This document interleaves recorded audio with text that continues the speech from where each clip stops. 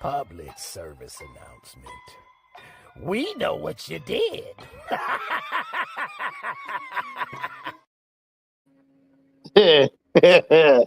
Yeah, we do know what you did.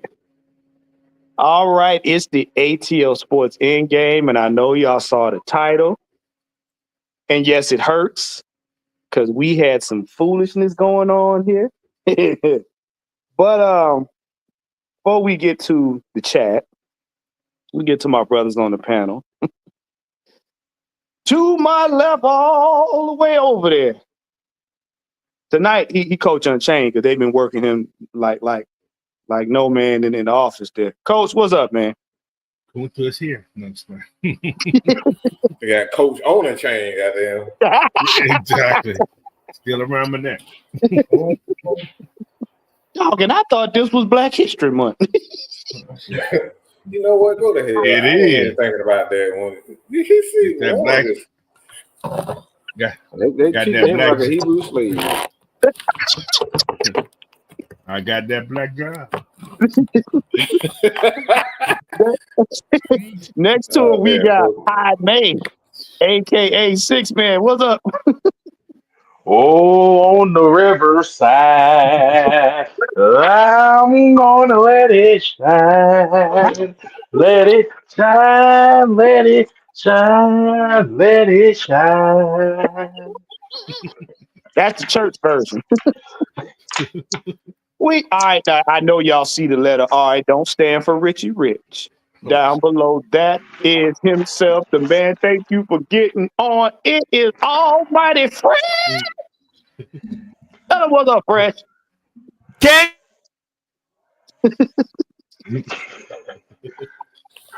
Wow. Tell Dirt Cutter to let go of them cords. Hey, not Dirt. Not. Wait, gonna blame it on? You gonna blame it on Raheem? They try to choke. They try to choke Fresh out. Yeah, I'm trying to tell you. Wait, what you trying to say? They try to make them spoil. That's what that is. Right. So now we have the Senator, Mad Mike SPORTZ. Mad Mike? I am that motherfucker. Y'all gonna know why. I am that motherfucker. Y'all gonna know why. Don't nobody do it like me, and these bitches are scared of me. Ain't nobody scared of you, Mad Mike. Oh, we'll see. Bianca.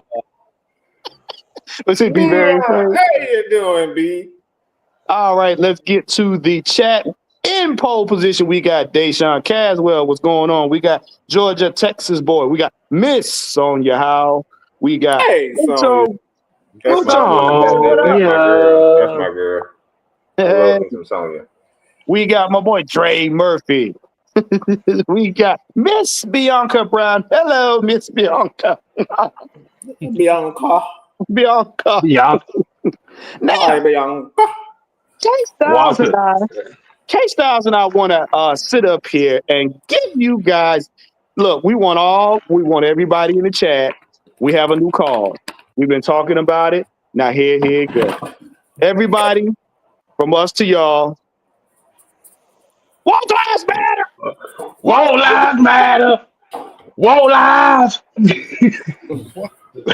We won't lives? Won't lives? Oh my God! See, this is what I do. Leave these Negroes alone. Whoa. Hold on. Let's get the bat off right quick. Won't lives matter? Won't lives matter? How would it be?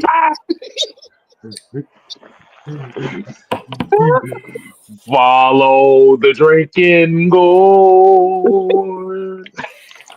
Won't lives matter? Hold on.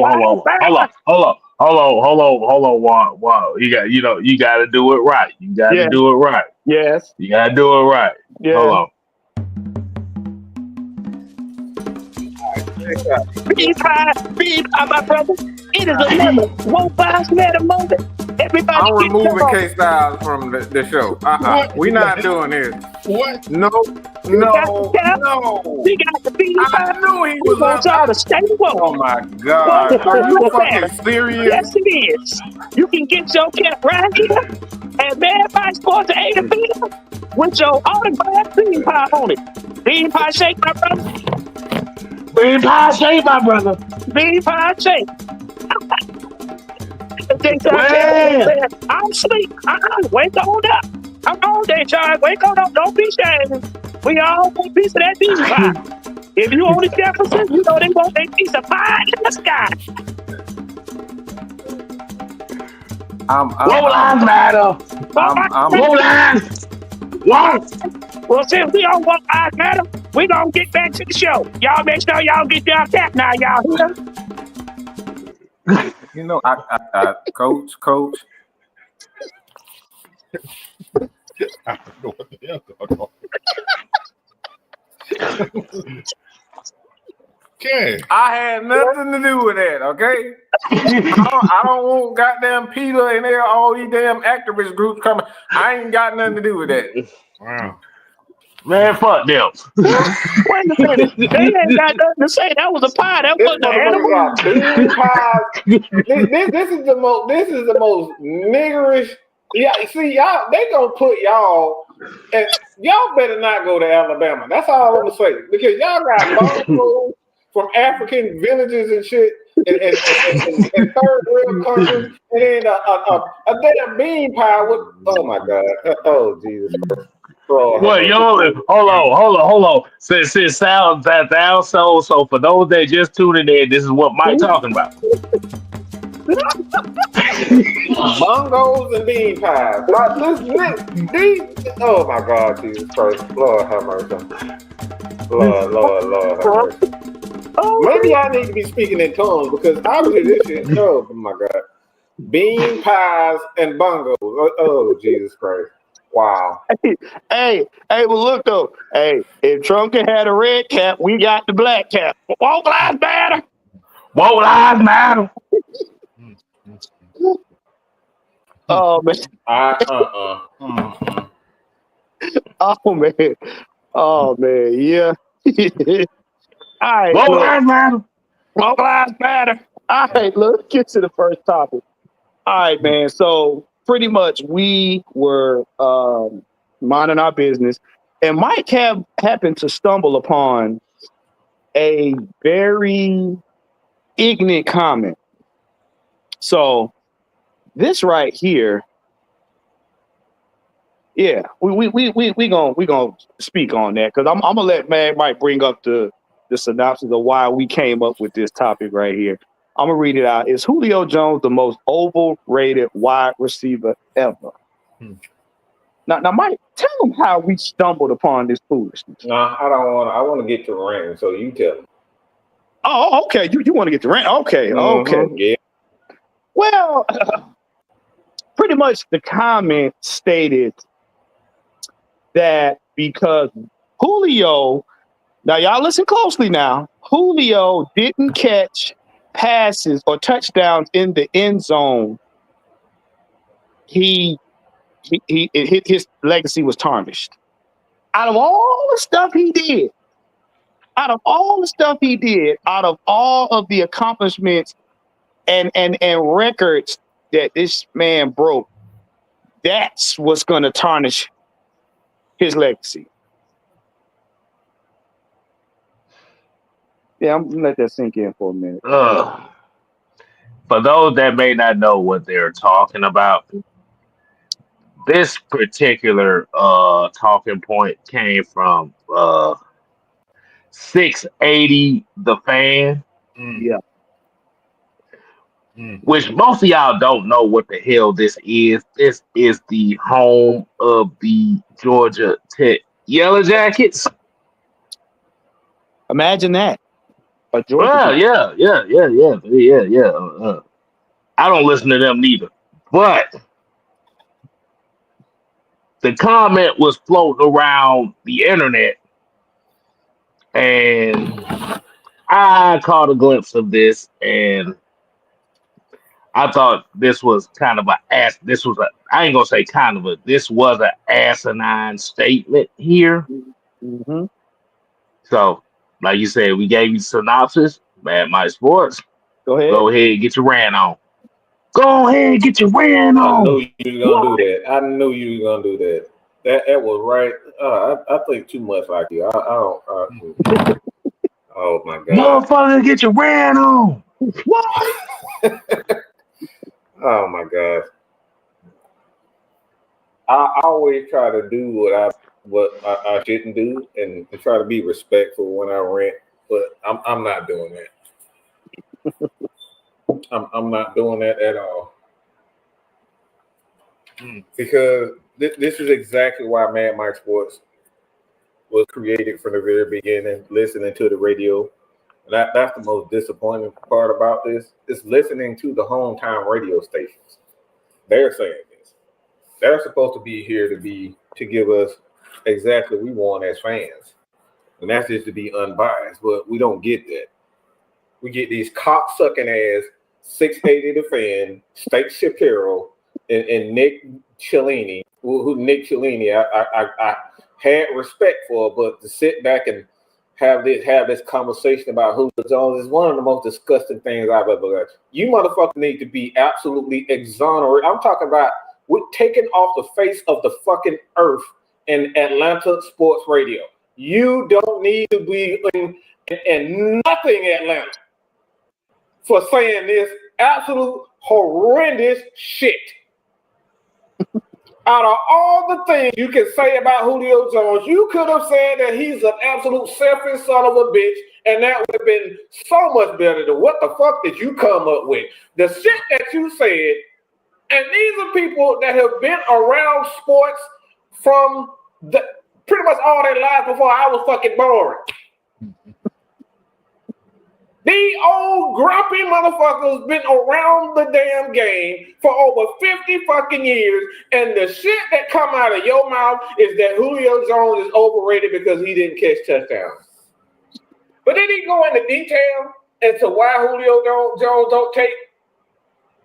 didn't get touchdowns? No, they didn't. These stupid motherfuckers decided they wanted to create controversy with a guy that has been nothing but absolutely perfection for this franchise. If you're talking about a wide receiver that has been absolutely perfect from the day he stepped on the field until the day he left, this dude has been nothing but absolute perfect. This guy has no fucking weaknesses. None. And we're talking about his skill set. Julio Jones is the most perfect receiver in the history of the NFL. I dare a motherfucker to sit up here and tell me that a Calvin Johnson can do the things that Julio Jones can do. I didn't see Calvin Johnson take a fucking string. And this motherfucker, he like he was goddamn playing. You know how we play goddamn Grand Theft Auto and you hit that goddamn nitrous boost and that motherfuckers start going all types of way and they get the fucking 0 to 200 and 3,000 goddamn miles an hour. That's Julio fucking Jones. Yeah, I've done that, and I hit the nitro and ran off the pier quite a few times. Yes, yeah, that's Julio Jones. Yeah, I've seen Julio Jones literally knock out defensive linemen. I'm talking about knock these guys off of their feet. I've seen him run through middle linebackers like Bobby Wagner. We saw what he did to what's the guy name? Carolina. Oh, good guy, Carolina. We've seen him just embarrass him time and time again. We talking about linebackers. I've seen him stiff arm linebackers. I'm talking about these big muscly. I'm talking about the big stinking looking African looking motherfuckers, the big light skinned motherfuckers that look like he about to goddamn steal your damn girlfriend and you can't do shit about it. I've seen him run through and stiff arm linebackers that look like that. I got a I've question. seen Julio Jones literally we talking about defensive backs that sit up here talking so much shit to Julio Jones, and he's sitting there with a goddamn smile on his face, saying, "Okay." Next thing you know, this motherfucker got 150 yards, 150 yard fucking receiving. Mm-hmm. Well, that's Julio Jones is the most perfect receiver to ever play the game. This guy has no absolute weaknesses, and to sit up here and nitpick and say he's overrated because he didn't catch touchdowns. Why didn't he catch touchdowns? Let's get to it. Why did they say anything about Shannon Sharp? I'm just saying. That's what I'm talking about. But see, the funny thing is, this lets you know that even these radio idiots don't do their homework. I've seen this man literally pull a Deion Sanders and perfect it. He went ahead and snatched a pass out from over the top of a defender, yank it away, and take it to the house. I've seen him catch a pass in the middle of the field for Matt Ryan and have a track meet with the rest of the defenders. Stiff arm the guy. You got to throw the stiff arm in there. He stiff armed him and then took off. I've seen him, and I'm going to tell you something. The catches that this young man made, that Super Bowl catch is still in infamy to this day. I've never seen anything like it. I've seen a lot of good receivers. I didn't see Jerry Rice in his prime. I wasn't really paying attention to him like that in his prime. I saw him. But this dude, I've never seen anything like that. That is the greatest catch I have ever seen in my freaking life. And I'm going to say this. I was a kid when Jerry Rice was playing. And I remember him using his total length of his body to catch. I remember when Jerry Rice had a video showing people how he perfected his catch and how to keep your hands in order to make the football land in there every time. And when I seen Julio do that, I was like, oh my damn. And Jerry Rice is one of my favorite wide receivers of all time. And Julio topped him for me. If you know, you know. Fresh, what you got? I don't see how you can call him overrated. He gave you everything you wanted in a player. Star. He didn't get in trouble. He gave you star power. He executed in crunch time. I mean, that's what you traded up for, and you got everything you wanted. Now at the end, he kind of handled things a little sticky. You know what I'm saying? But overall, his play on the field stands alone. And then imagine too how much faster he would have got to the yards he would have had if he didn't get hurt some of them years. Yeah. Do y'all understand?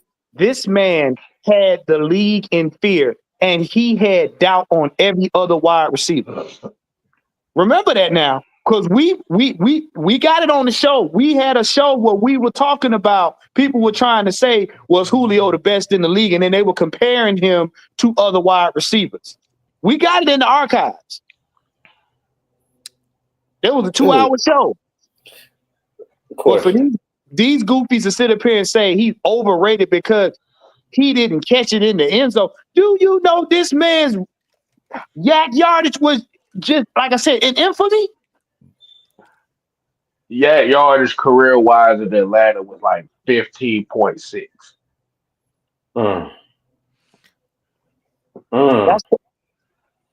Yeah. But please say it again, K-Style, because they ain't heard me. So explain what that is, K-Styles, to people that may not understand that. Well, Juan, you might want to help me with this because I want to do this in old English style. Gotcha. Hold on. Let's do this in old English style. Let's do this right. Let's do this right. Let me warm my voice up. And before we do this, we have a $4.99 from Brian Peoples.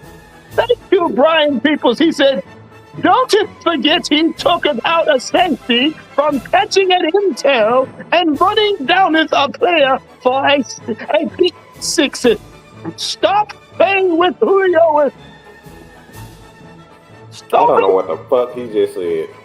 He also had an interception in a game too against the Seahawks.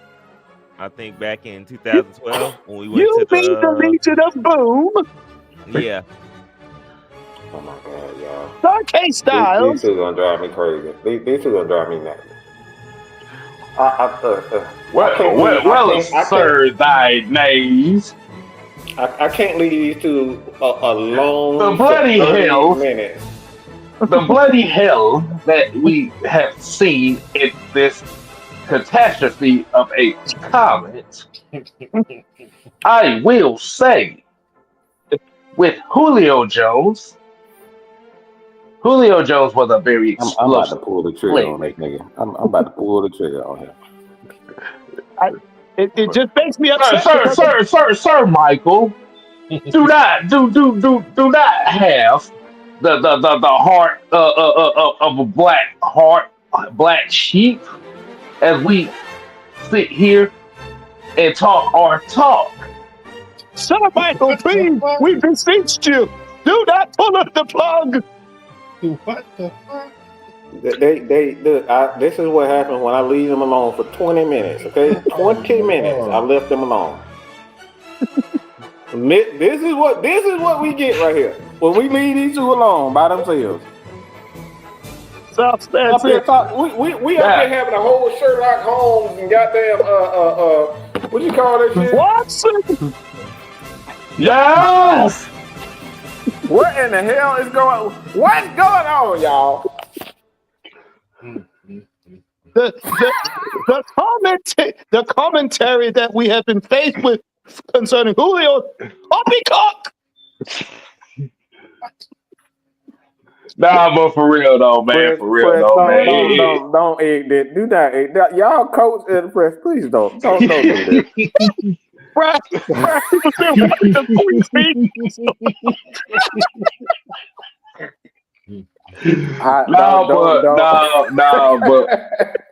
but for real though, like you said, man. I will do this in the name of the show. 680 the fan. You get the sit your goofy ass down award for the evening. Wait a minute, hold up. Yeah. Go ahead, move thy banner. All they right, get the sit your goofy ass down award for the evening. John, you shut your damn mouth. Shut the hell up, John. Give him the powder toast award too. Right. Right. Oh, there you go. Scrape the black off his ass. Yeah. There you go. There you go. Scrape the black off the toast, boy. I'm talking about every last kernel of black. Yep. Yeah, right. Oh my God. But as much as we can criticize Julio Jones for sitting off plays and not really practicing hard on the off season and stuff like that. Like you said, the main thing that we know is he was on the field. He was the most dangerous player on the field. Right. Now 60 touchdowns. Because where they was going with it was supposed to be the statistic where, based on the number of targets and receptions that he had, it was supposed to be one of the worst touchdown percentages for a guy that got targeted like that. It was the 7th worst. Man, if you don't put a whole dingling in your mouth, man, shut the fuck up with that bullshit. Like, who the fuck comes up and say, are you serious? Receptions to touchdown rate ratio?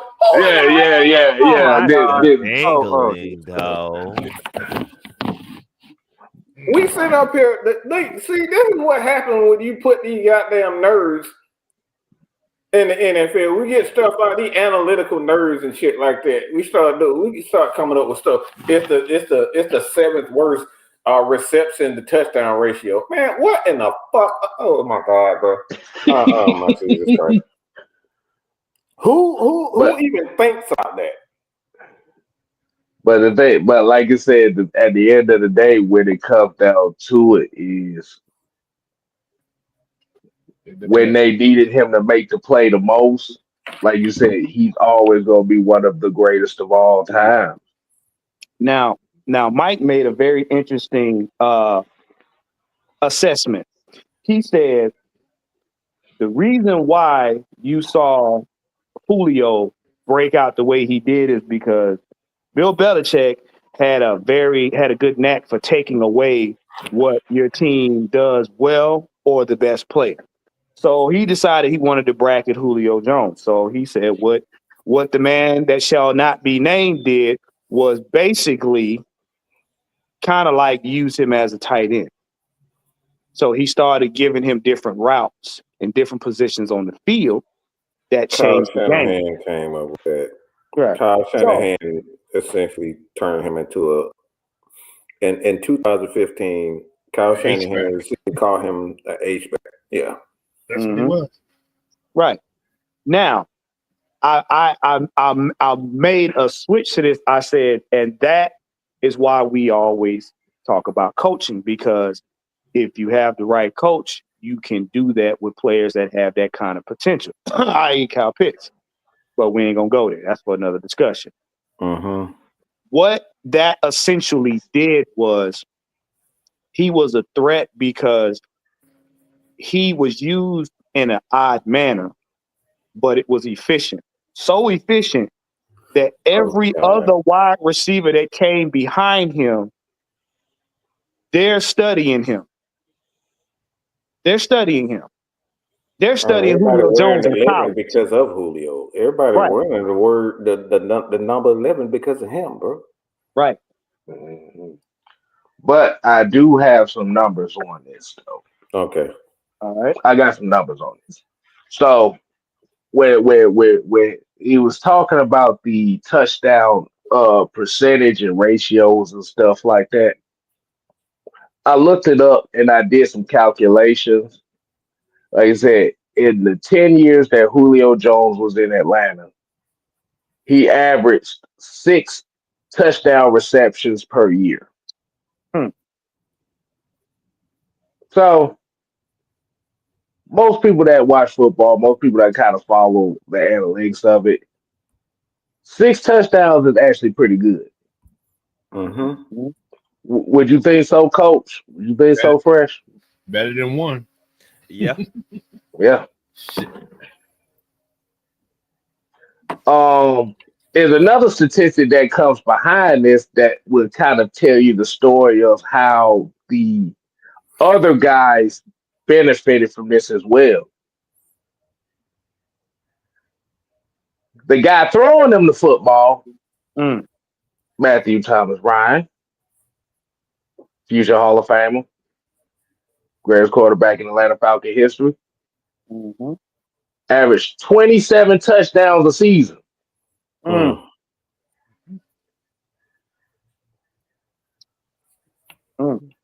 Now, out of 27 touchdowns a season, on average, 6 of those went to Julio Jones. So guess what? Other guys are open. Mm-hmm. Other guys are able to get those shines. Now, stop. I'm glad you said that.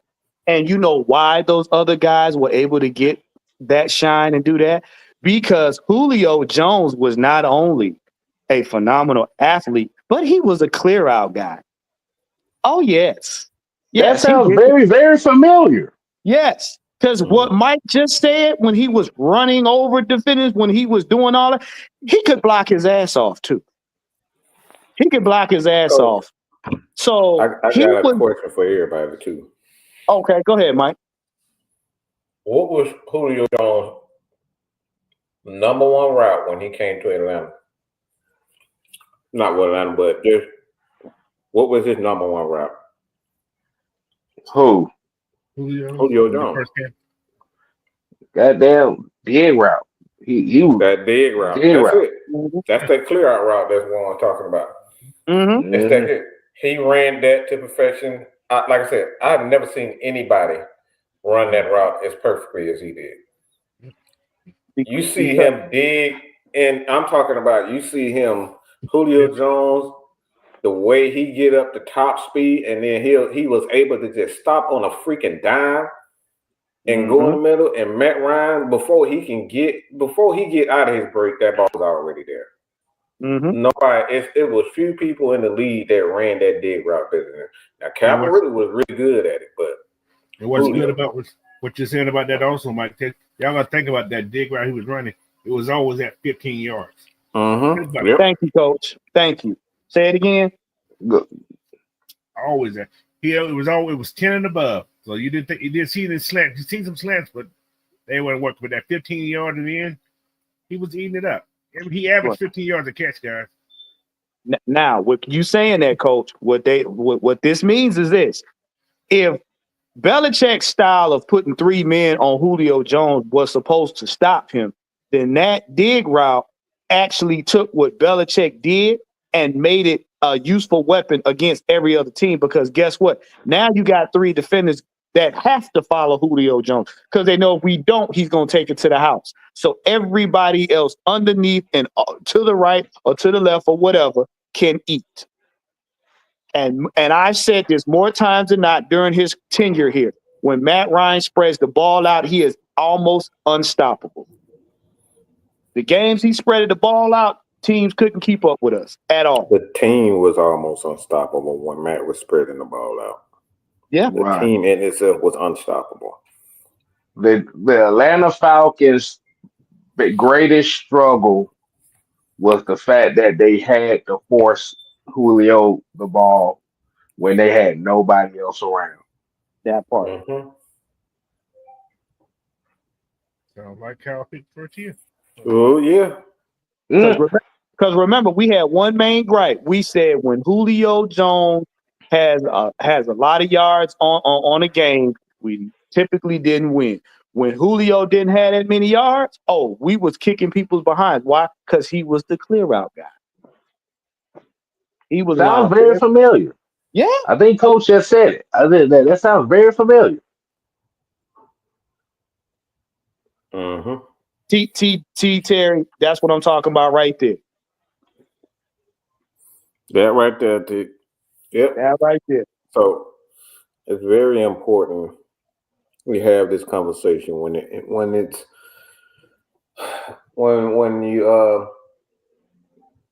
think about it, because the thing is, a lot of these, and see, this is why me personally, look, they better hope that I don't become a billionaire. All these sports reporters in Atlanta that talk anything about, y'all better hope I don't become Eli Musk. Y'all better pray that I don't become. Because now one of y'all never gonna have a job ever again. Ever. I guarantee you that. Y'all better pray. Okay? You better pray to whomever. Roaches on the ground, cockroaches, look goddamn squirrels. Y'all better pray to them. You will never work in Atlanta with this type of nonsense ever again.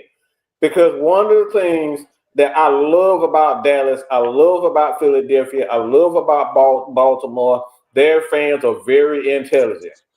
They teach them the game properly. Pittsburgh, San Francisco, they don't have the problem that we have in Atlanta when these guys don't teach you. What do you want? You already late. All right. Good gosh. Now, what you saying that, Mike? I'm glad you said that, because that segues into the next topic, actually. And I'm gonna tell y'all right now, it's gonna hurt, but some of y'all need that tussling. Okay. Now, you know what? Gene, I don't. That's not true at all. That he wasn't supposed to be Julio Jones. He's supposed to be his replacement as a star. That's what people get wrong with that. That's not true at all. if you wanted Julio Jones, you should have got a Jamar Chase. You don't go to and draft a tight end that can't run routes like that. So he was never supposed to. Kyle Pitts was supposed to be a guy to alleviate the pressure. Mm-hmm. Now, it was actually, they already had Julio's replacement in Calvin Ridley. Right. But that plan, we kind of had to spoil that. That plan got spoiled, obviously. But he was never supposed to be Julio Jones. Yeah, Calvin Ridley punk at Calvin Ridley punk ass. He didn't want to be a number one. He wanted to be a number two. See, he wanted to be a side chick. Yeah, exactly. I got you on that. I got you. Because what it was, Calvin Ridley was supposed to be that guy that was going to take it to the house. Kyle Pitts was supposed to be the clear out guy, as he's been doing. He wasn't supposed to be more than a clear out guy. Mm-hmm. You know what I'm saying? Kyle Pitts was going to run a couple routes. He was going to do some blocking, and then he was going to be a clear out guy for the other guy. Calvin Ridley was going to be the next number one, but he got in his feelings because y'all took his big brother out the sandbox. So he didn't want to play no more. Hey, I'm not the sandbox. Oh, well, I don't want the plays no more. Now, with that being said, this is why I put this topic up. Wait, hold on, Coach. What'd you say? 10 on black. But now we getting into this. Now it's time for us to hold ourselves accountable. Why have the Falcon fans been asking for everything but winning? And before you answer, you better think about this question long and hard, because it ain't as easy as you think. Don't get up here and say no, because I know he's coming. I can hear y'all saying now, what you talking about, what? What you mean we don't want to win? We say it every year we want to win now. Don't do it. That's not the answer. I'm giving you cliff notes. K Styles, you want to tell me? You said you giving them the bullet points. I'm trying to give them the cliff notes. They're gonna fall into it. Nah. Apparently, where this question is coming down to is when we kind of think about the last few years with the Atlanta Falcons, a lot of the major, gripes about the team, well, for a majority of the time, they've actually compensated the gripes of a lot of what the fans were talking about. And what I'm saying is, let's put this in perspective. Won't lives matter? You know what? All lives matter. Oh my goodness. Oh, think about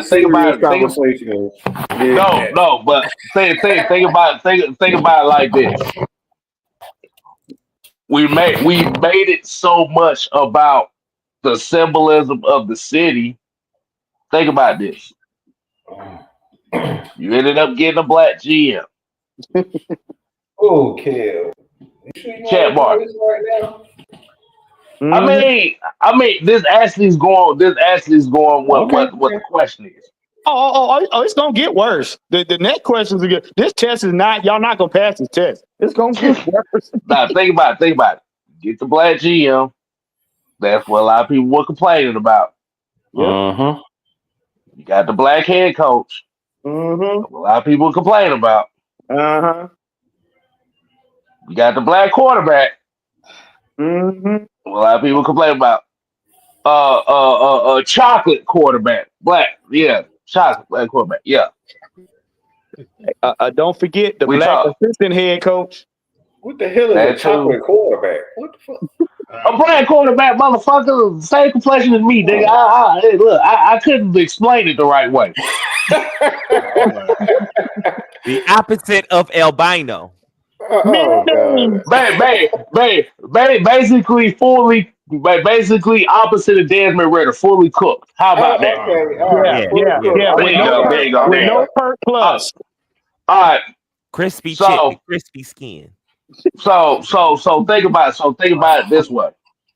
Because the thing about it is a lot of people complain about them not getting certain players. Mm, They gave you Bijan Robinson. Everybody bitched them on about that. mhm, Even though right now that's they kind of contradicted themselves on that. mhm, You was asking for free agent help in AK Jesse Bates. mhm, Lower food prices at the goddamn stadium, which they did that too. mhm, A little bit more entertainment at the stadium, which they did that too. mm. So, as much of a lot of the fans have been kind of complaining about how they've been running the team.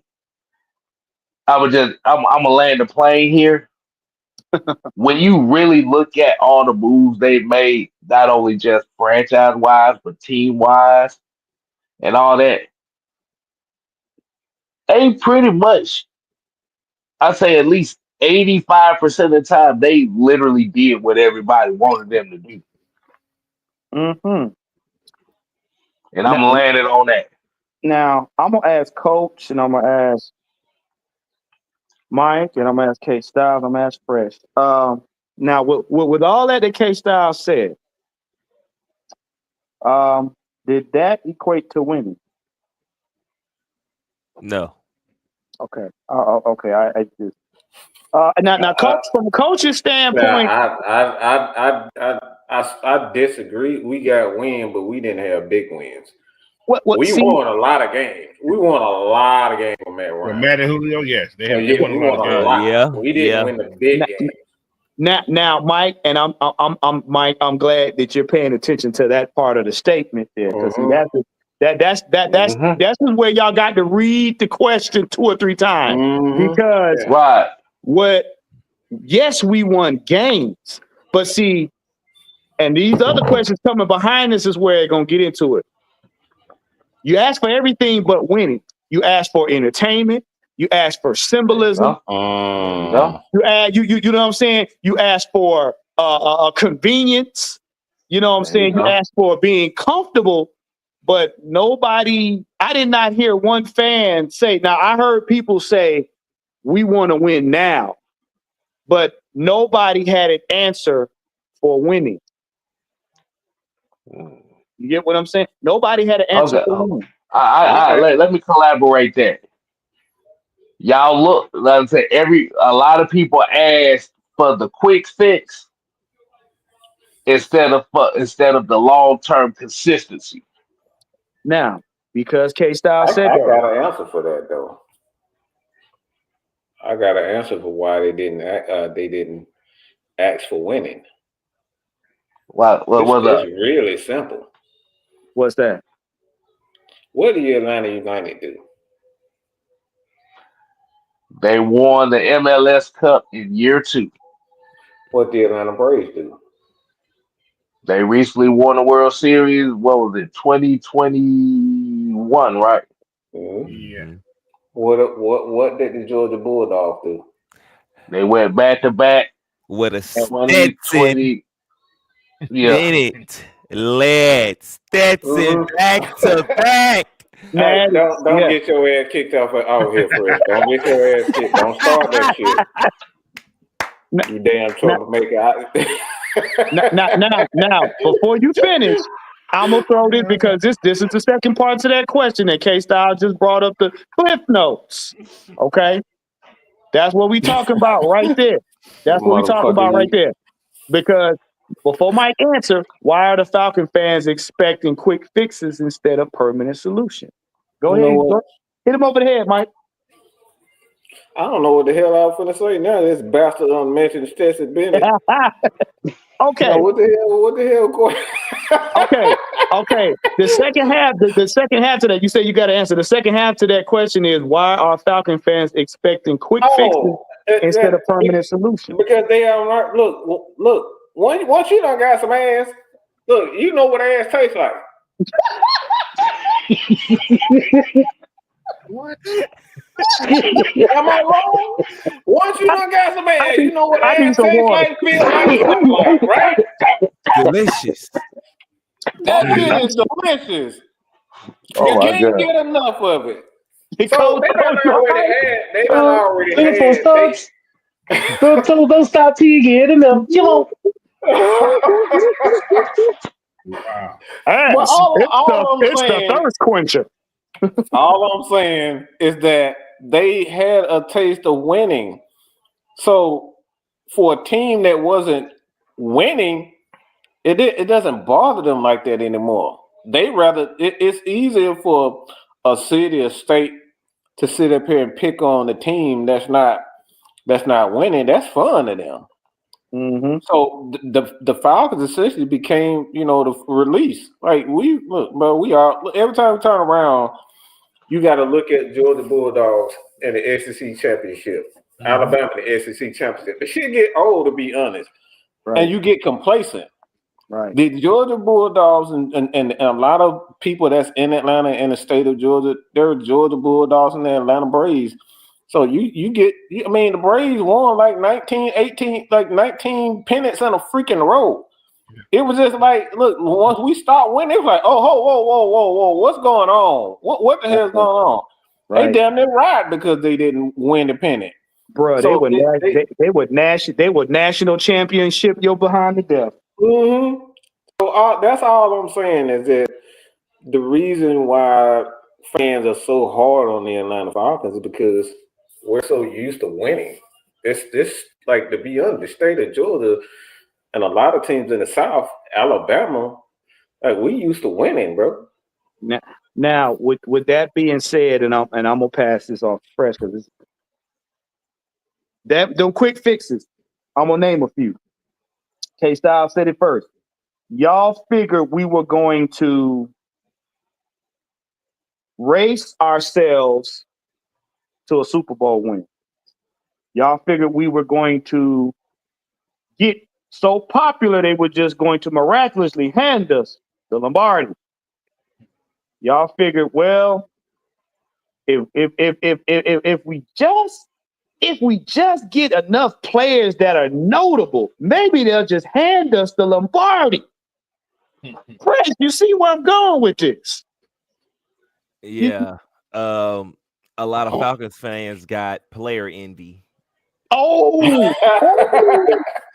talk about it, Fred. Talk about it. Yeah, so a lot of people wanted the popular names and just want to bring them in, and also that kind of doubles back into what you said about wanting to just be entertained. They feel like bringing these entertaining players in is what they want, and that's what is going to fix the team and win versus actually building the team the proper way, which might looks boring, but in long term, it builds long-term success down the line. See, if we don't say nothing else, Preston went ahead with a benediction. I want Coach to give his thoughts on that before I pretty much say what I got to say on that. My take is what we're talking about. I feel that the entertainment value of this team during that time was so strong that people, like you said, they wanted to win, but the entertainment value, just like when Michael Vick was here, they prefer to say entertainment value. So when I heard them real bad, especially now, is that Super Bowl when you had that opportunity. They was that close. So now it's like, okay, we ain't gonna never. That's the mindset that they're never gonna win. So that's the mindset we have that the fans have right now, that we're never gonna win because of that Super Bowl. We were so close twice, but the one in '98 didn't matter because that was the first time there. So you got there again. You was expected to win. Like I said, we should have won it. However, as fans, we say, okay, this game was over. Especially that first half, you felt that game. Then you're like, oh my Lord, what the hell's going on? That's the mindset right now. It's like, okay, we ain't never gonna win, so we're gonna just talk about it. So it's like that bandwagon feeling right now. Okay, they start winning, I'm gonna be back. They lose, I'm gonna talk about it. That's exactly what's going on. But I also think our coach and GM at that time didn't help. Didn't help with the fact of pushing forward the team. Like they just kept saying we're so close away, so close away. This one player, and then every year you let down, and then it was really showing it's not a player problem, it's a coaching problem. You not knowing what you're doing, you're not knowing how to proceed forward with this thing. So they didn't double down on it, Fresh. They didn't double down on it, Fresh. They brought in a player. What happened was, to your credit, to what you're saying, you're absolutely correct with this. Because what happened was, yeah, we were there, but we always say, if you right there, this is the time to go out and try to get a Bill Belichick to get you over the hump. This is the time to go out and get a Myles Garrett. We were right there. Thomas Dimitrov, he didn't want to go out and get that one player that was going to get, or that one coach that was going to get us over the hump. And that's why we missed our time. We did it with Kyle Shanahan. He was the best. He was the best fit for this team, and he was the best offensive coordinator. He was one of the best coaches that was available at the time. We did it then, but we're not, like, I don't think we're doing it right now. You know what? You know what I believe. You know what? Go ahead, Ken. Everybody just hit on the biggest issue that the Falcons had. Since 2012, this team has not had a consistent identity on what the hell they want the team to be. And I know the root cause of that too. We thought, like you said, right around that time after 2012, we already kind of knew the identity of this team was going to be the Matt Ryan, Julio Jones show. Yep. But as an entire team and the team philosophy, this franchise didn't know what the hell it wanted to be.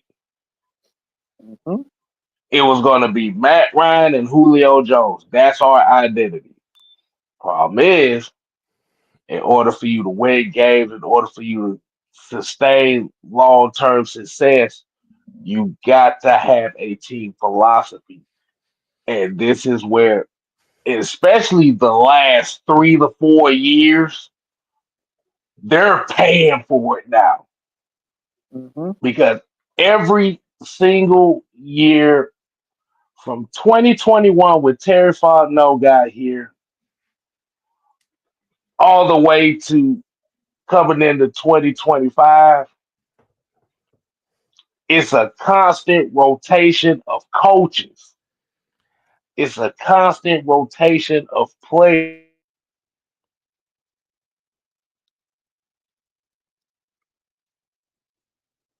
You there, K-Styles? Yeah, I was. All right. Well, until he get back, I had actually something to say about that. I honestly think it's an even deeper issue than that. It's that front office. That front office don't make smart hires. They don't get the people we need. I'm gonna actually piggyback off of that. I'm gonna tell you what the root cause is, and nobody really wants to talk about it. The front office is still suffering from Shanahan PTSD. It's a different front office. It's a different front office.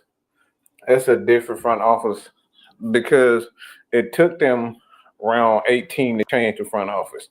So the guys that were once there, they're not there. Thomas Dimitrov is no longer there. So the identity changed around 18, 19. That's when it was just changing. So the front office guy that we have now, these guys have an idea of what they want, but they have an idea of what they want. But you still got to set the foundation, and to be honest, 4 years is not enough for a front office to set a foundation of who they want to be, because you're gonna have guys coming in and out. Now I know that's not what y'all want to hear, and this is why I said, yeah, I have a major problem with Raheem being here as the head coach, but I want him to stay for the greater good for this team. Why? We need stability. You're not gonna have greatness. You're not gonna achieve greatness if you constantly fire your coaches every 2 years. Well, yeah, and you're right. And the reason I said that is this, is piggyback off what Mike was saying. Until we do the right thing that got us out of the Super Bowl, we're going to continue in this cycle. Have you noticed, up until recent, we weren't nowhere near the playoffs? Oh my God. You think?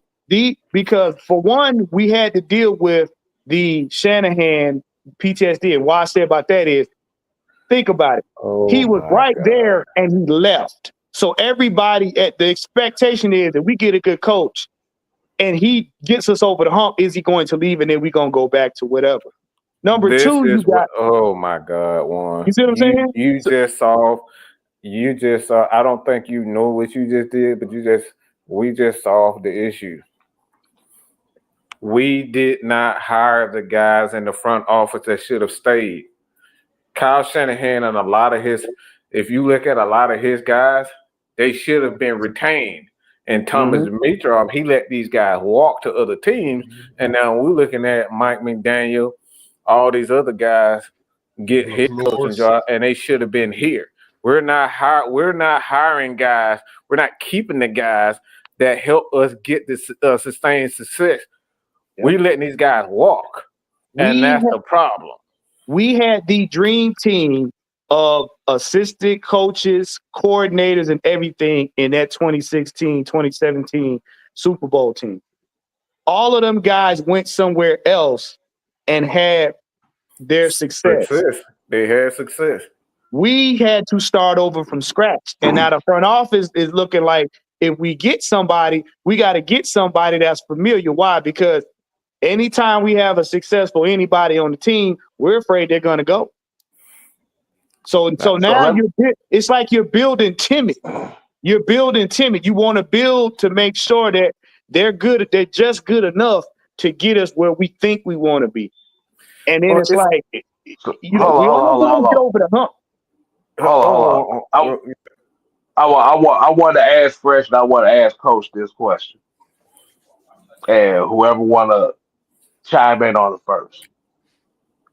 Do you think that by them kind of moving TJ Yates to that new role that he has, you read my damn mind. Is this going to be the start of them actually trying to build a system in Atlanta? Yeah.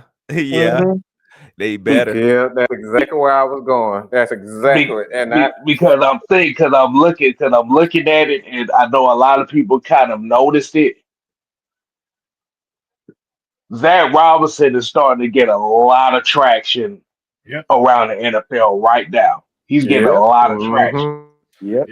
So he could have left this year if he wanted. Could have went to college and been the head coach if he wanted to. Right. Yeah. His school want him bad. So what I was saying. Because, like I said, because think about the moves they made around that. You've promoted TJ Yates as a pass game coordinator, and 9 out of 10, most people know about coaches.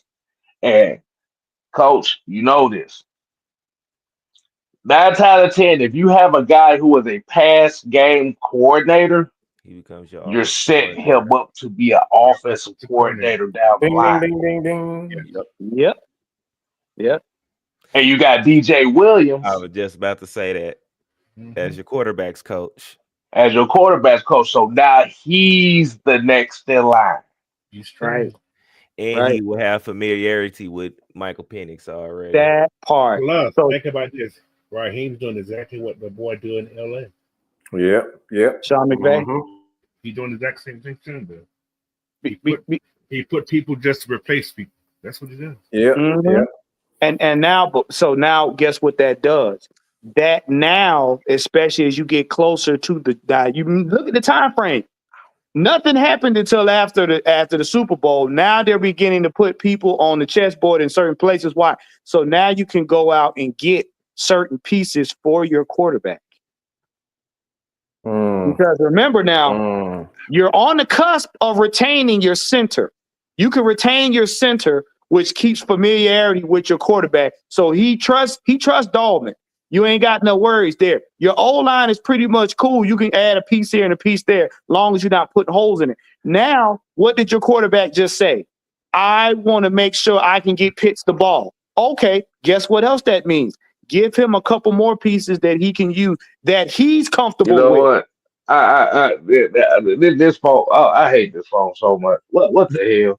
My bad. I was cooking and then I looked down and my phone went off. I'm like, you son of a bitch.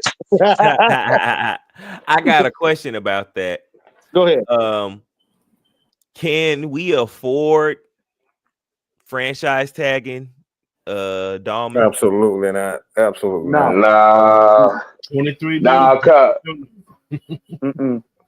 Nah, because the issue is you have to remember the Kansas City Chiefs just paid their center like last year, and I think he's making like 19 mil. Right. Like 19 mil a year. Right. So if you franchise tag Dahlman, he's going to be making that 19 to 20 mil for that one season next season. Right. And right now you still need him to take a team friendly deal. So that's where the compensation pick comes in, because a lot of times with players like Dahlman, when you have a team with like the Atlanta Falcons and Dahlman has been a dominant starter for them, you can get a compensation pick for those guys based on how much one they played, but them being the starter. So that's what, you know, a guy like Foye Oluokun, I think during that point in time, I think they got one for him. I think they got a compensation pick because they couldn't sign him with. So they're going to get the same thing for a guy like Dahlman. We couldn't tender him. You can, but you still have the money that goes. Like, the money has increased in the NFL with these contracts with the quarterbacks. So what has to happen at this point, for the greater good of the NFL, they have to regulate that quarterback salary cap. So they have to get a hard salary cap for the quarterback in order to kind of create a little bit more stability within the NFL. And right now, that's the issue. There's no stability with the NFL because the quarterback numbers keep going up to 60. That shit gonna be like $70 million in the next goddamn 2 years or so. Right. And see, the only way you could kind of pull something off like that is if, let's just say, this Kirk Cousins situation was he wasn't hurt and he was pulling numbers like that and we just needed to get rid of him. If another team was willing to take on contract in entirety and we had extra money in the books, then you can kind of stretch or allocate money towards Dahlman. But because we're in this situation and we paid him so much money up front, we don't have cushion enough for that. Okay. Yeah. If they hadn't paid him that 100, that 72 million in up front, we'd have more than enough cash. So I have a question. For everybody. Now, as we already kind of seen, this is a very similar situation that the Falcons are in right now. Now, for those that may not know what I'm talking about, this goes back to Matthew Thomas Ryan. Now, just in hypothetical sense, what would you think of Terry Fontenot if he was able to pull off a trade similar to the Matt Ryan situation, to where whoever was the sucker that I ain't gonna say sucker, but whoever was the team that wanted Kirk Cousins finessed his way into say, okay, we'll take a low round pick for you to take most of the salary cap hit. How would y'all feel about Terry Fontenot if he'd have went down that route? Pippin. Hey, look, I like it. Come on now, Superfly. Come on. You were just gonna take it, wasn't you? Oh, you thought I was play pipping, huh? You got to understand, Willie. You got to have vision. because for a lot of people to kind of that like looking at them as far as getting rid of Kirk Cousins, that's going to be the only route that you'll be able to get rid of him. But like you say, he does have that no trade clause. But let's just say, okay, he finds a team that he might want to get traded to. Mm-hmm. And like you said, Terry Funk. Because think about it like this. Caleb McGarry was set to make almost a $90 million contract with Chicago last year. 2 years ago. Mm-hmm. They convinced this motherfucker to stay for $20 million. Think about that for a second. Mm-hmm. Oh, hold on, y'all. So looking at the compensatory picks also, well, Minnesota is getting a third for Kirk Cousins this year because of that. So in 26, I would assume the Atlanta Falcons will get somewhere because somewhere between the third and the fifth for Dahlman, being that he obviously was a main contributor to this Falcons offense for quite some time. So makes sense. I say it's got to be a third because he ranked high amongst the centers in the league. So and Raheem. So the Rams also get a compensatory pick for Raheem, but I think that's largely due to the Rooney Rule. Rooney Rule. Yeah. So yeah. Now K Styles hit on a very interesting topic, and then we're gonna jump to this last topic here, which is y'all gotta understand something. And it's gonna lead into this topic. The players that you see that play here, that want to stay here, and I'm gonna use Philly for example. Saquon Barkley came out in a statement shortly after the Super Bowl and said, "I want to retire a Philly Eagle." That is a very monumental statement coming from a running back who came from New York. And nobody was really on a high horse with him. I mean, they knew he was a good athlete, but That man know his career winding down. He a running back. Running back know he got, like Saquon know he got maybe 3 years in the NFL left. Right. Remember what K Styles and Mike drove home, especially I think 3 years in a row. Every time a player left the Atlanta Falcons under Matt Ryan, what happened to them? They never was the same. They never produced as good as they was when they was here. Now, take a person. You full of shit. He don't. There was his time to say the shit. Now he don't want to say it. Fuck you, Kill. Take a person. Now, take a person like look. I was gonna say it like this. They left Atlanta and they went to a new team. Guess what? You're on your own.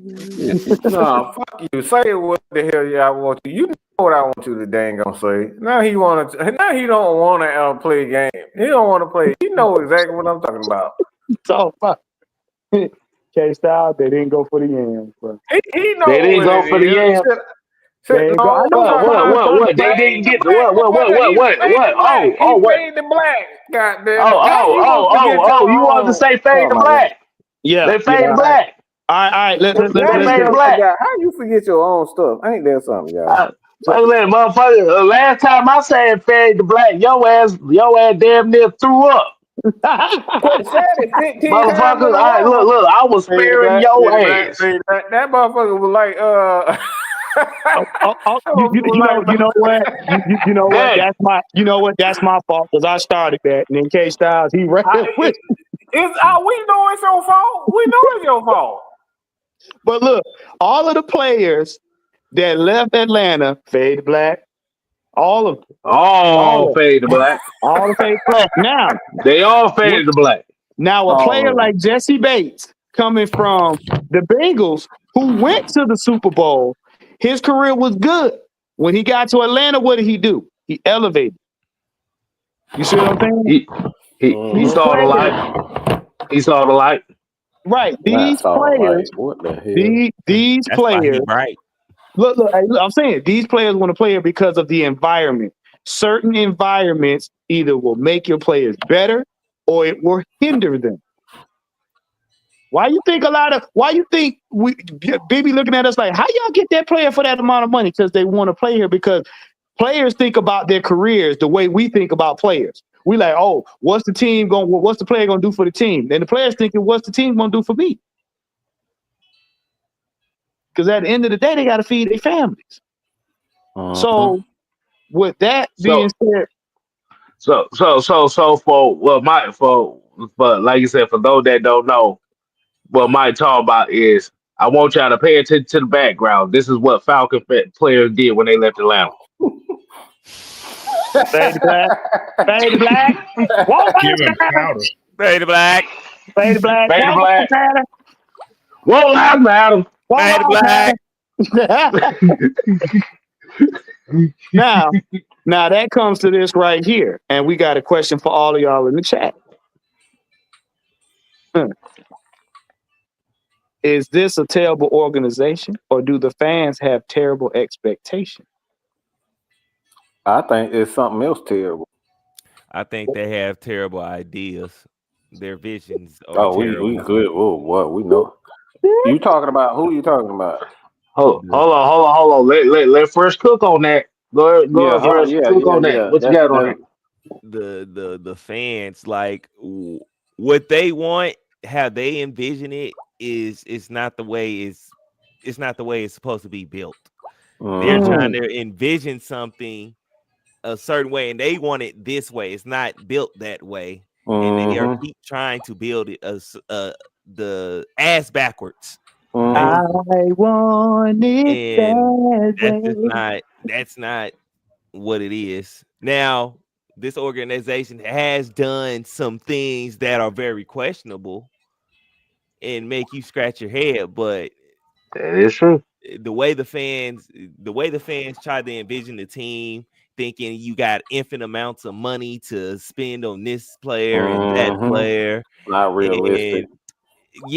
Bro, it's legit. It's not Madden, man. It's not Madden, and that's where fans have to see. Is like, man, you got to think realistically, and does it make sense? Just because you bring and you got to remember, almost every player we down there bring in here with a name does not work out down there. It doesn't. It's like we always get them when they're on the downslide, and we should understand the reason why we're getting them is because the team knows that team that they're coming from knows they're on the downside. So Fred, you saying that goes back to the quick fix instead of the permanent solution, huh? Basically, you know, how I remember you guys mentioning how, like, when we keep getting running backs from the Rams, and it's like, okay, Todd Gurley, you got Steven Jackson, then you got Eric Dickerson. We got these guys at the worst times. Sam ain't gonna like you saying that. And it's like, it's like, bro, we gotta stop getting other people's trash and thinking it's gonna be gold for us. Sometimes it works. I mean, a couple times it has worked. I would say, like, who was that DN we had got during the Super Bowl year? Freeney was kind of worth. I would say he hit what he brung to the team. I say it was worth it.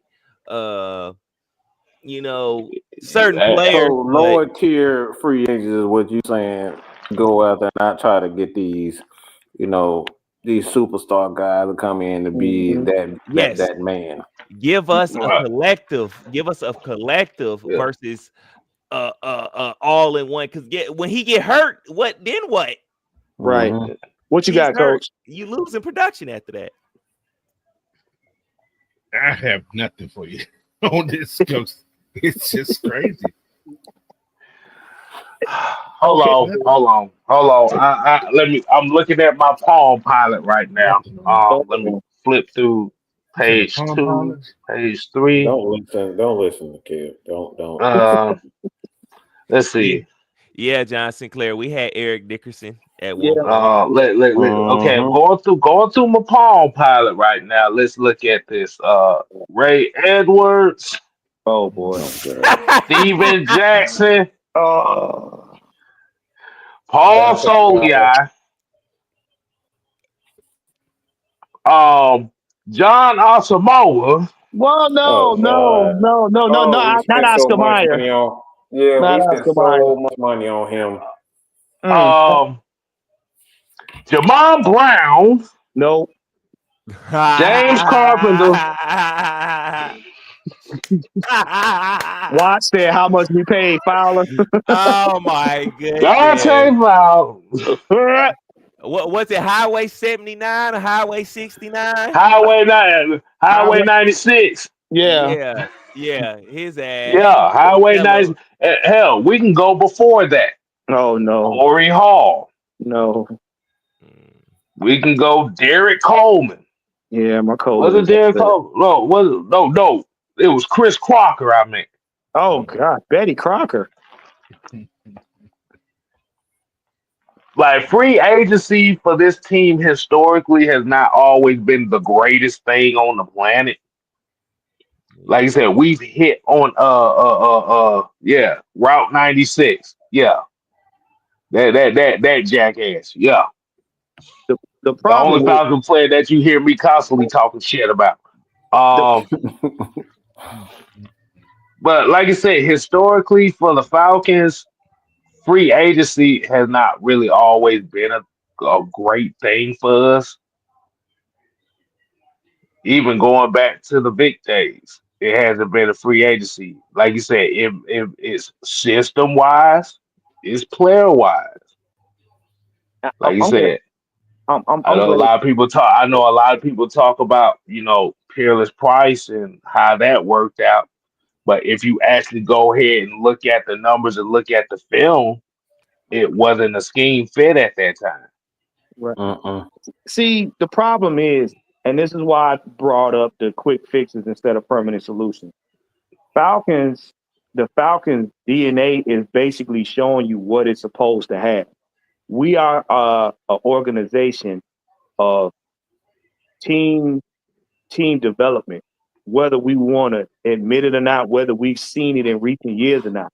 A lot of the players that have showed out and become stars on this team are ones that came in here. Nobody really paid them attention. We got some in free agency that could have been discarded from teams, but a bulk of these guys came in. Nobody knew who they were.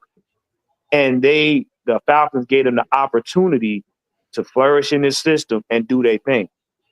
Like, I'm going to be honest with you. Nobody knew Tyler Algier was that dude except for a handful of us.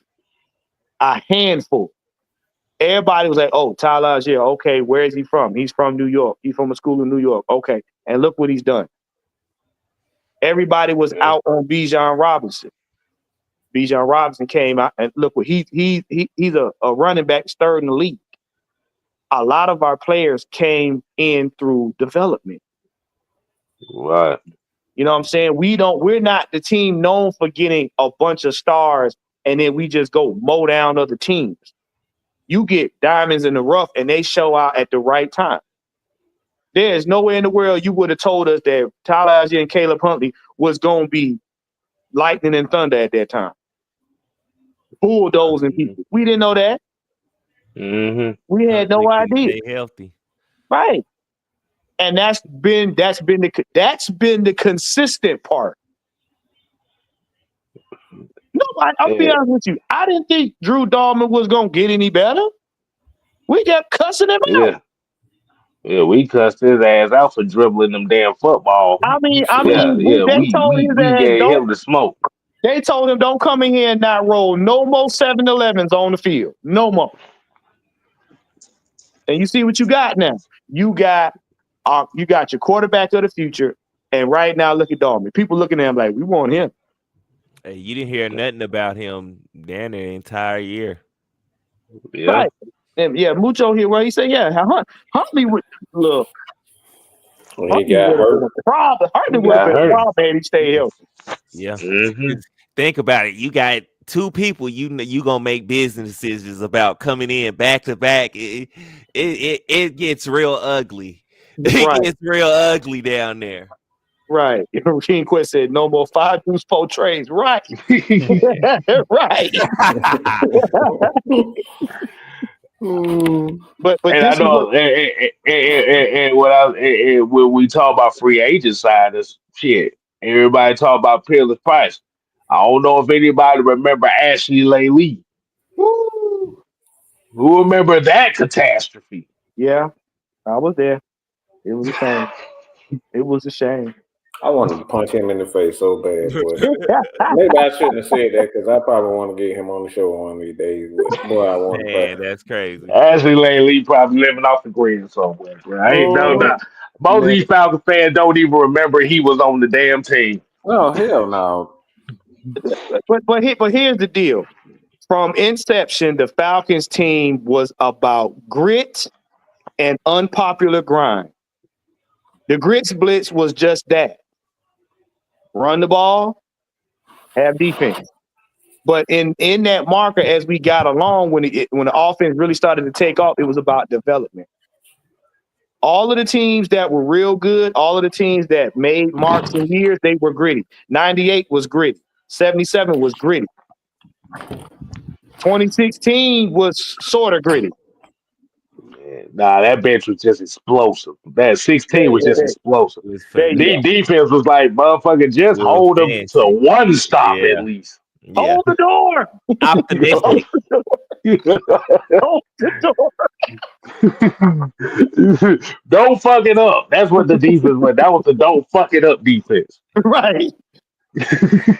So if you want this team and this organization to win like you see Philly win, to win like you see Kansas City win, to win like you would see back in the day like Dallas won, you're gonna have to develop players. You can't go with the flash. The flash ain't get us nothing.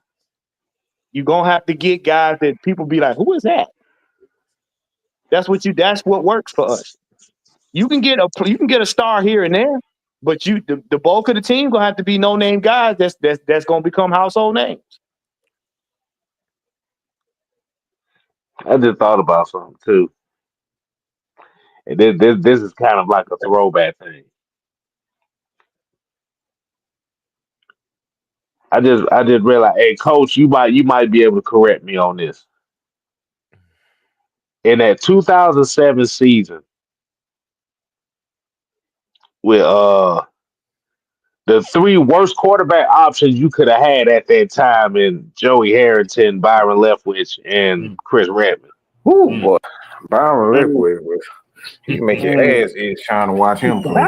God almighty.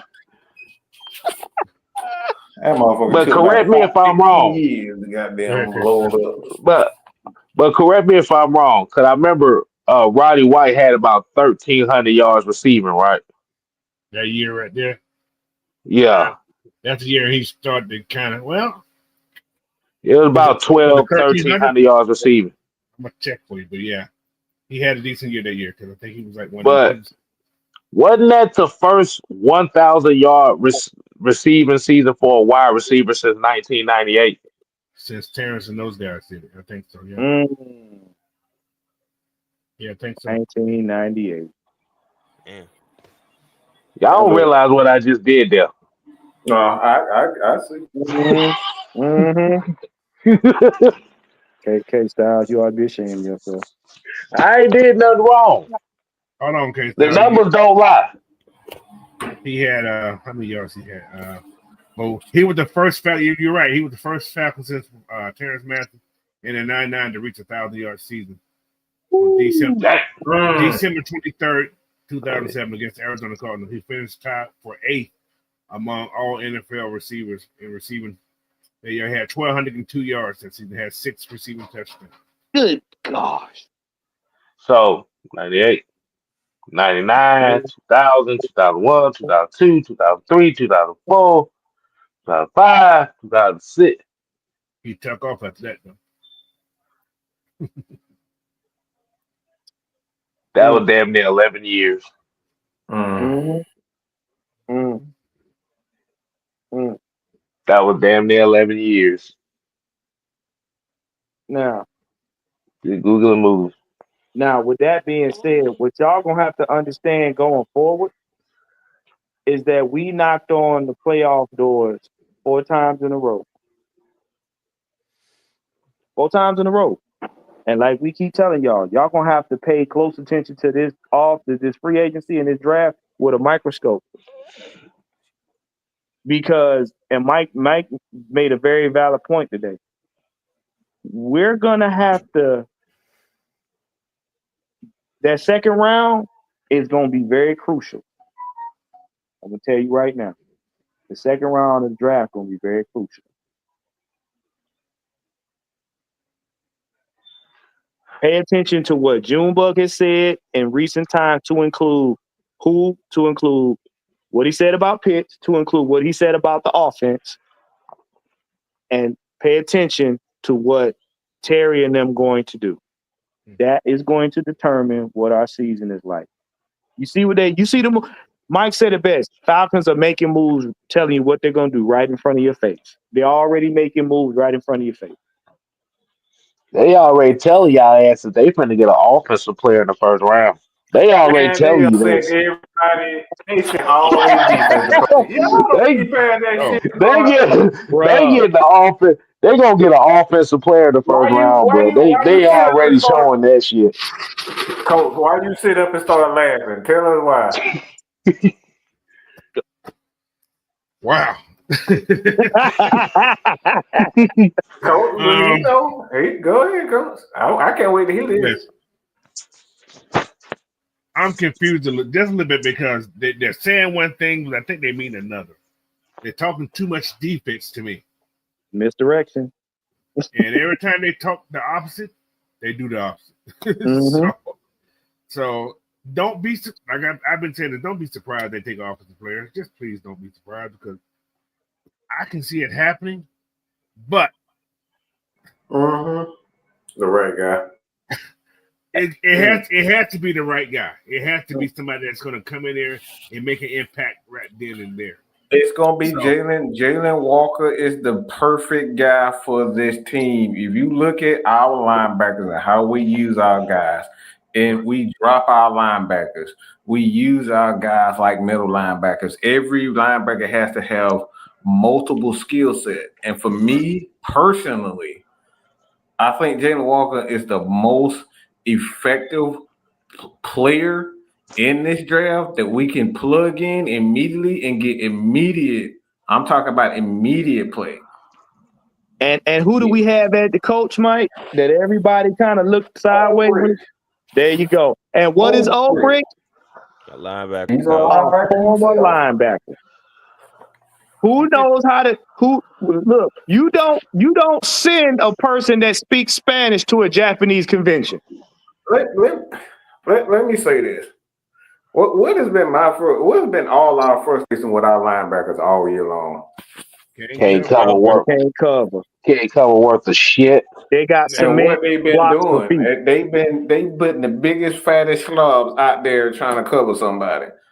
Ding, ding, ding, ding, ding, ding, ding, ding, ding, ding, ding. Now, I'm going to say this also. That's a great point. Let's see what free agency do first. There you go, Coach. Yeah. There you go. I said there earlier in the show. I said there Let's see earlier. what free agency.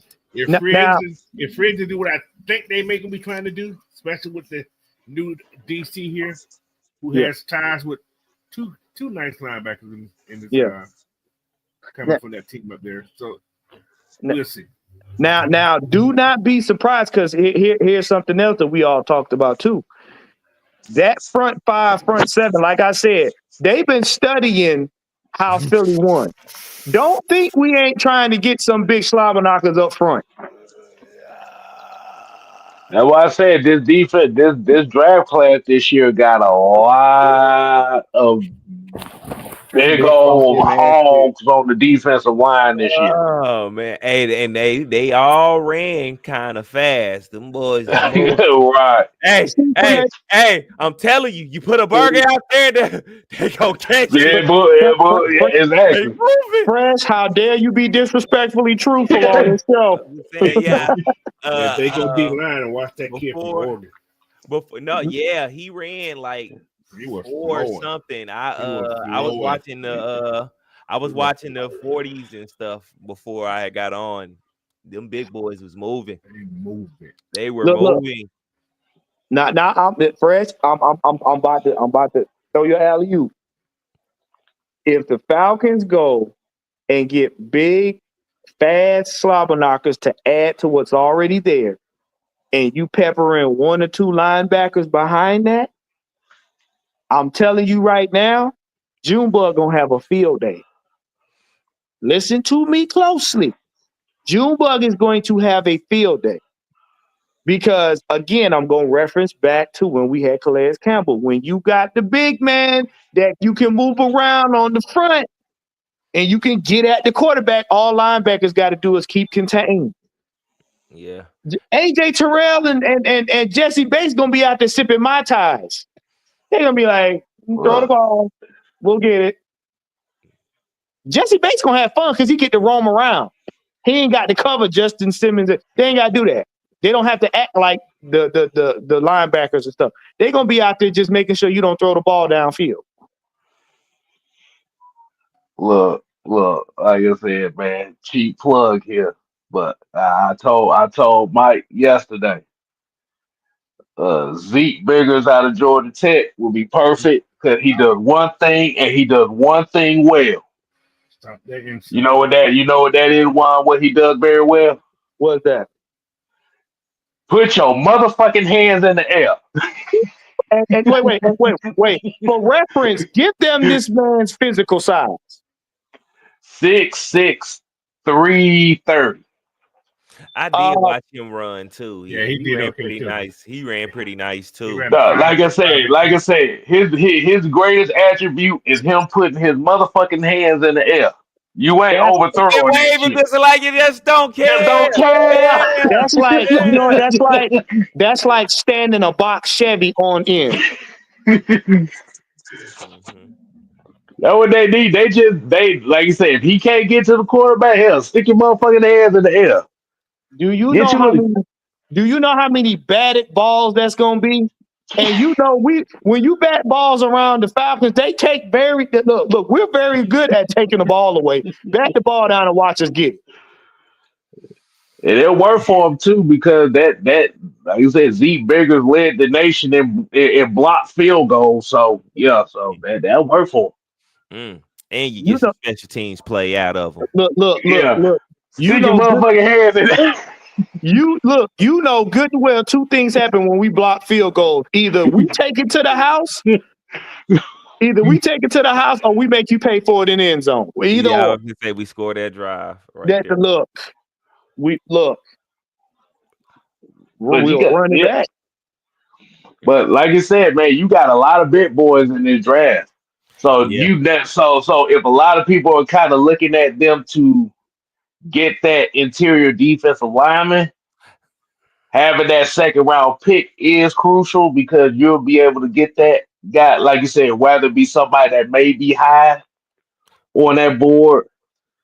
Like Deion Walker is a guy that I'm very intrigued about. Will I be selfish to say I want them to double dip kind of on that inside D line though?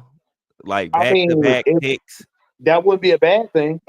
That would be a bad thing because think about it. Your team is on the door, on the cusp of getting into the playoffs. If you have a defense like that, that makes it that much easier for Junebug to do his thing because now he doesn't have to put the team on his back to win games. Mm-hmm. And a comfortable, confident quarterback in the playoffs is a dangerous thing. So basically, what you saying is we not gonna Matt Ryan him. No, we not. We better not Matt Ryan in there. Yeah, okay. Look. He need to be comfortable like Matt Ryan's first year in the league, where that team let Matt Ryan do what he did best. You know what I'm saying? He didn't have to carry the Falcons on his back when he first got in the league. Right. You had Mud Duck to tell him, "Hey, Matt, they getting ready to do A, B, C, and D. Pay attention." Everybody else, Michael Turner and the rest of them knew, okay, when Matt throw the ball, just be available. Mm-hmm. Right. That's all Junebug need to do. And like Mike said, you could see starting out of some of these games, Junebug may be handing the ball off. Because to be honest with you, once Bijan get in space, it's a wrap. It's a wrap. Basically. And now I'm going to say this again. Kyle Pitts is going to be a very efficient clear-out guy. He ain't going to be a Julio Jones. He ain't going to be a Travis Kelce. He's going to be a very efficient clear-out guy, which means he's going to be blocking his ass off. He's going to be taking those doubles and triples. And at the same time, Mike Penix is still going to get him the ball, and he's still going to get his yards. But I'm kind of with Coach on this one. He like, yeah, there's a lot of defensive talk going around here, man. I look, I don't trust that. I don't trust nothing about motherfucker about that. Yeah, not in that first round, definitely. Not in that first round. We always get defensive players in the later rounds. We always do. I need them to do the smart thing and trade back and pick you up some more pieces, man. Mm-hmm. And that's why, and lower your cost. Lower your cost too. There you go. There you go. Wait. See, Fresh paid attention to that show yesterday. Yeah, that's why he said that. Yeah, paid attention to that. I was listening while I was at work. That's what I do. I listen to the show at work. That helped work go by so much fast. because the thing is, like Sam said, if the player that you want, that you know is going to make an impact, immediate impact, is not there at 15, trade out that mug and go back. Trade out of it. I think it's so much talent on that defensive side that you can trade back and still get what you want. Hey, if you really know how to scout and you really know how to coach. Look. What did we just see? There was one aspect where the Falcons did not show up. You didn't see him.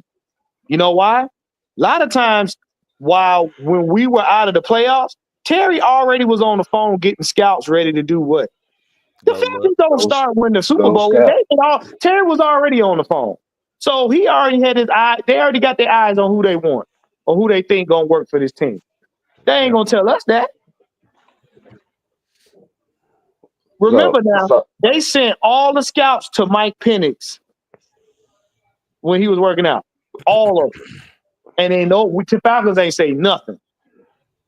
They ain't say nothing till they got it. Yeah, we ain't find out that they sent all the scouts to Washington until like literally the week before the damn draft. Yeah. Tried to sneak attack. Oh no, exactly. Terry smart. He knows, number one, you can't deal with free agency until the season's over with, and then you gotta have the season start over. Number two, he knows most of everybody's focused on the Super Bowl. I'm gonna go do my homework now.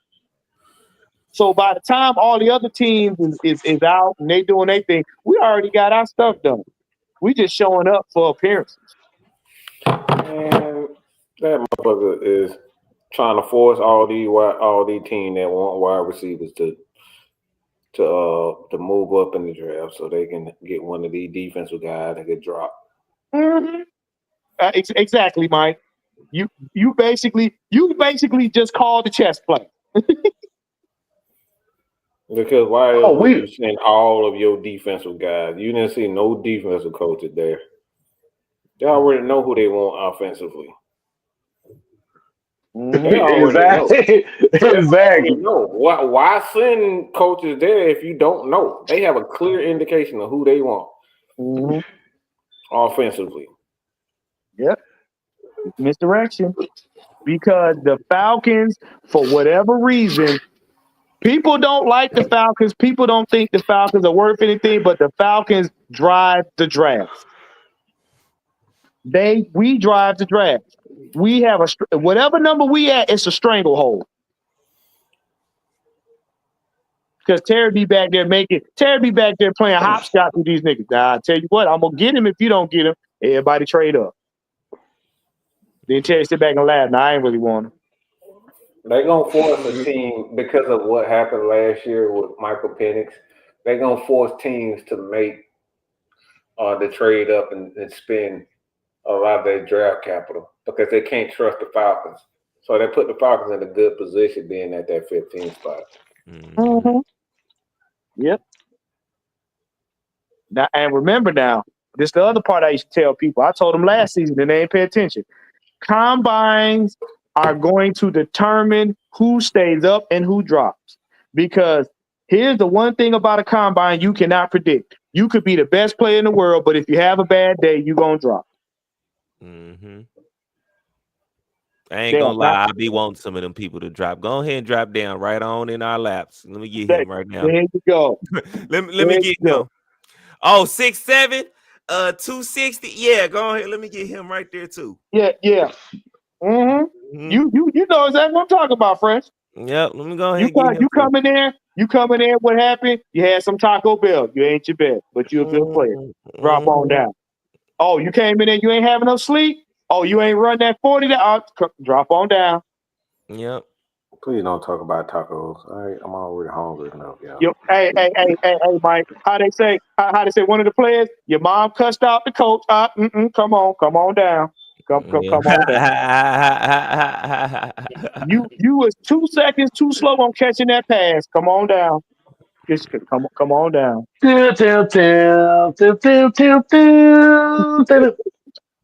You was up playing games all night. Come on down. So, so coach, here's the question. So, as we've kind of seen the combine the last couple of days, I think your boy's starting to get a lot of people are starting to buzz your boy to the Atlanta Falcons, man. Which one? Was it Jaheed Campbell? Oh yeah, the linebacker. Yeah, he's good. He's getting a lot of buzz right now. I think a lot of fans want him. Yeah, he ran a 4.5. He was fast. But that little small kid that was faster. But however, yeah, I like Jihad. Jihad, I guess his name is. Yeah, Jaheed Campbell. Yeah, I think he'd be a good linebacker for us. So you talking about the dude from UCLA that ran a 4.46? I don't know who the fuck that is. So probably wasn't Mac. He's a little bitty guy. So. Yeah, I know who that is. Yeah, I know. You're gonna need that speed beside. You don't want your linebacker bouncing off of nobody. But my boy got big. My man got 10. His hands are bigger than quarterback hands.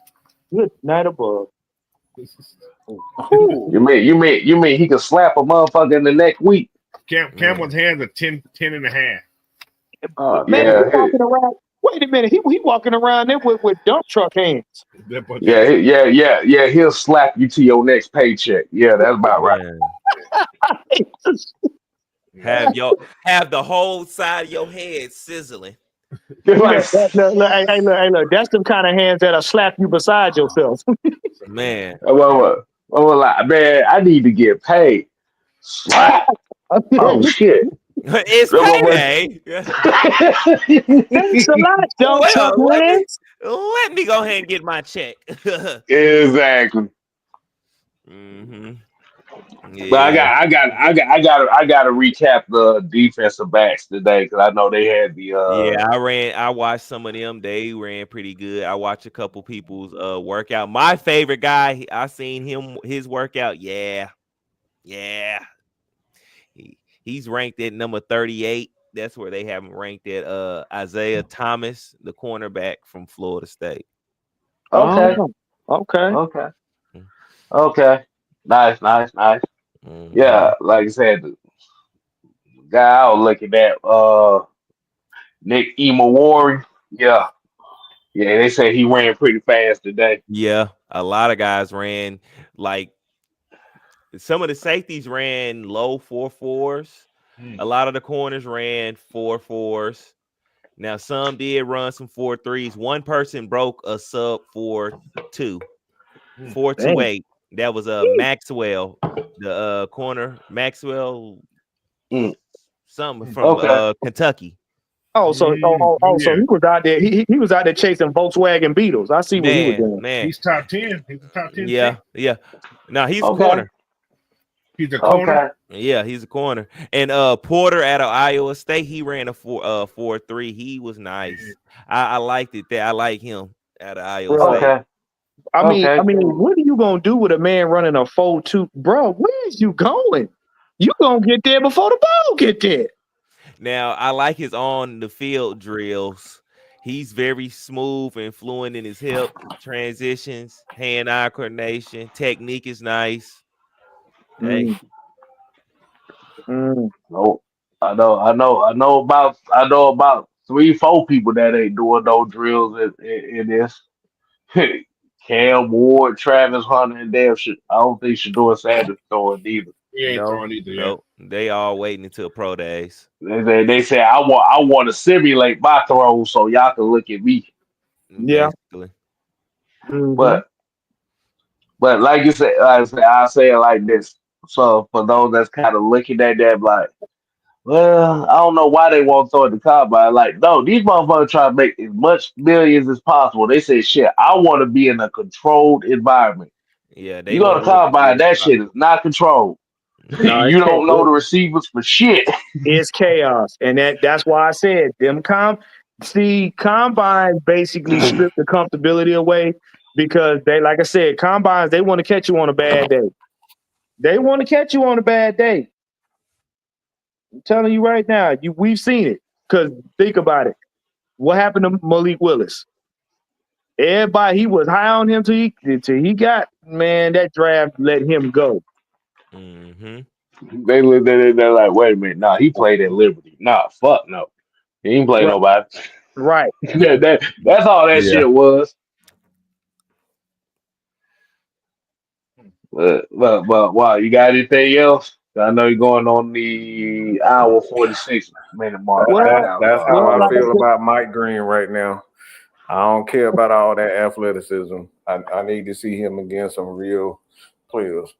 Yeah, the technique is what's gonna get him. But Coach, man, what you got for the bird feeder? We're gonna go over the combine. I'm gonna watch it live while I'm doing the show for a couple hours. So. Okay. Oh. I'll be there. I'll be there, Coach. I get up. You doing it in the morning? I'll be there. Yeah, I'll be up in the morning here. Yeah, I get up and get up. Fresh, you got anything going on this weekend, man? Or this week, you know, they could catch you on Twitch or anything? On Fresh Football Talks, I have draft players. I've done like 23 players, draft profiles. I've had one drop every week. I mean, every day of the week.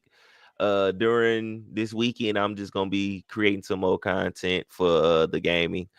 I've dropped 5 D linemen, 5 edges, 5 corners, 4 receivers, and 4 safeties. So those will keep coming out. Okay. To save me some time. Cool. Look, you got that thing right. Hey, look. Like you said, the when you drop them things, we sharing it on all profiles. We sharing all of it. Yeah. Make sure, like I said, if y'all follow me on Twitter, I will repost his stuff. He drops it every day. Make sure you check him out. Kel, what you got on the STS, man? STS, man. This is gonna be a fun one. We're gonna do the main topic for the STS this weekend is South Park versus Ren and Stimpy. Oh boy. Yeah. What you say? Yeah, Coach. You heard right. That's gonna be. That's gonna be. South Park versus Ren and Stimpy. Which show was the most out of pocket? Wow. Yeah. And we're also going to be, and Juan came up with a topic on Social Security numbers is employee ID numbers. Oh, it's about y'all feelings about to be. If you grown, if you adult, you about to have your feelings hurt. Telling you. And I got one more topic too. I said, is today's woke culture the new KKK? So yeah, we so we about to go there. I mean, they do crucify you. Yeah. They do crucify you. I mean, if you didn't understand that terminology, they do crucify you. So wait, hold up. What you trying to say? Walk lives matter. Walk lives matter. Being y'all niggas got to go to sleep. All right, I'm sick of y'all. Damn, hit the music one time so we can get out of here. I don't need no goddamn yellow marks on my damn channel.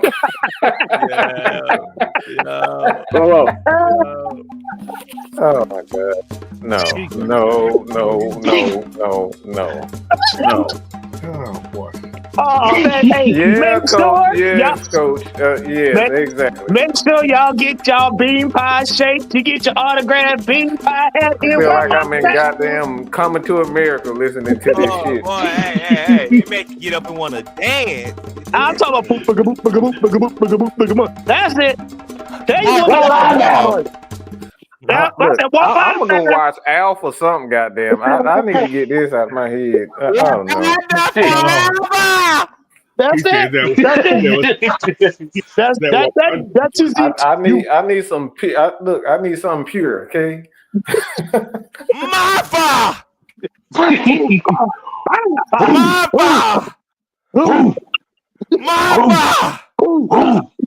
Welcome to Wakanda, and we love our bean pie. Bean pie to Wakanda. Oh my lord! I'll probably be watching some Beavis and Butthead until I go to sleep, bro. Hey, Butthead! Hey, Butthead! Give me one of them All Lives Matter caps.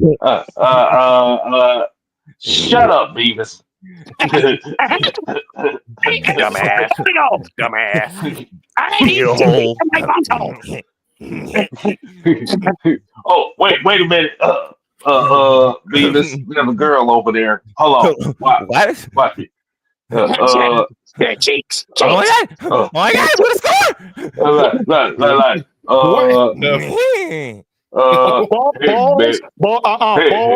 Boys, both of y'all need to stay out my shed in my tool shed whacking off. Get out of there, boys. Oh, why does everybody want to see my song? Hey, baby. You're like really pretty, and I'm pretty tall. Do you want to score? Hey, Mucho. Hey, Mucho. Hey, man, we gonna go ahead and get them Scullies out too. Can Mucho want a Scully? You want a Scully? We gotta get them made. We gonna get them made. Scully. A Scully.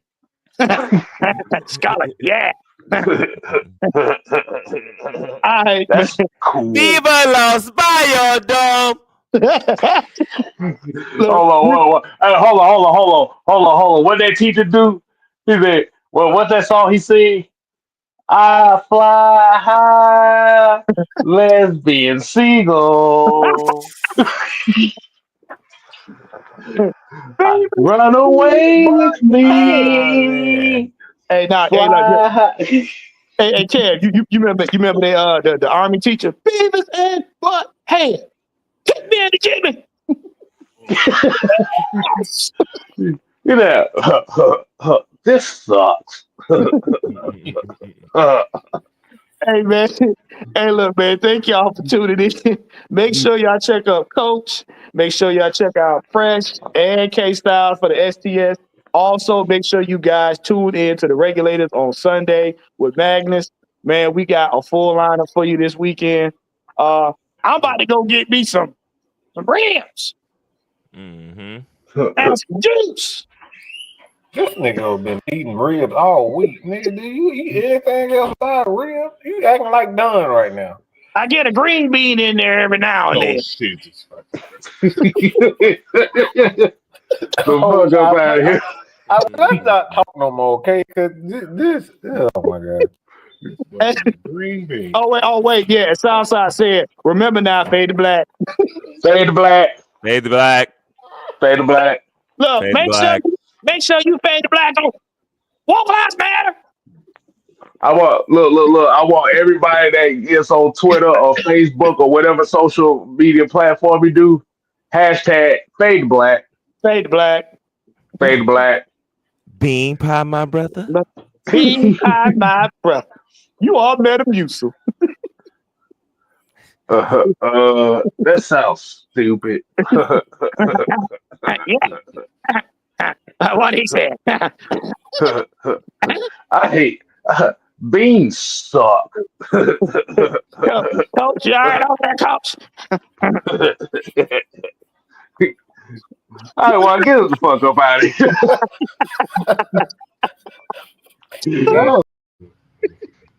Put your eyes back in your head.